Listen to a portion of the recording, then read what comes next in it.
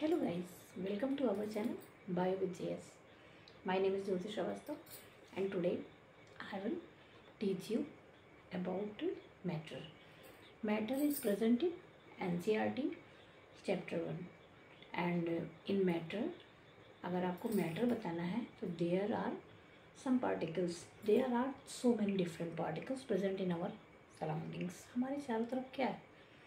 Everything that is present in whether solid form, whether liquid or gaseous form, they all are called matter. ये तीनों उसकी states हैं. जैसे बोलते हैं ना states of matter, तो that is solid, liquid and gas. Okay, आपको समझ में आ रहा है? तो अब हम ये बताना चाहते हैं कि matter के बाद आप तीनों states जानने के बाद what's solid और liquid और gas. अगर हम सॉलिड की बात करते हैं तो सॉलिड में there are particles, they are closely attached, बहुत ही अच्छे से अटैच होते हैं. जैसे हम लोग एक दूसरे से मिलते हैं, जिनको हम जानते हैं, जिनको हम पहचानते हैं, जिनको हम जानते हैं, उनके साथ हमारा क्या होता है, एक ख़ास कनेक्शंस होता है या हम बहुत ही क्लोजली उससे अटैच होते हैं. सेम ऐसे सॉलिड्स में है कि उनके पार्टिकल्स जो है वो एक दूसरे से अटैच होते हैं, बहुत अटैच होते हैं और एक दूसरे से दूर नहीं जाना चाहते, तो उनकी काइनेटिक एनर्जी जो होती है वो बहुत लेस होती है. So they are called solid. But in liquid form की बात करें तो वो स्लिपरी मोशन में होते हैं, मीन स्लिप करते होते हैं, या they are in flowing motion, बहते होते हैं, क्योंकि उनके बीच में फोर्स ऑफ अट्रैक्शंस भी कम होती है और काइनेटिक एनर्जी भी उतनी नहीं होती है इन कंपैरिजन टू गैस.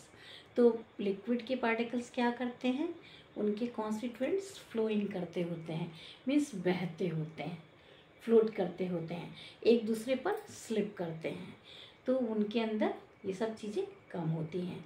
और जहाँ तक गैस की बात करते हैं, उनके पार्टिकल्स कैसे होते हैं, उनके पार्टिकल्स तो हवा में उड़ते हैं, बिकॉज इंडिपेंडेंट होते हैं. Their force of attractions are too less, बहुत कम होती हैं अट्रैक्शंस, उनके अंदर बहुत दूर दूर होते हैं.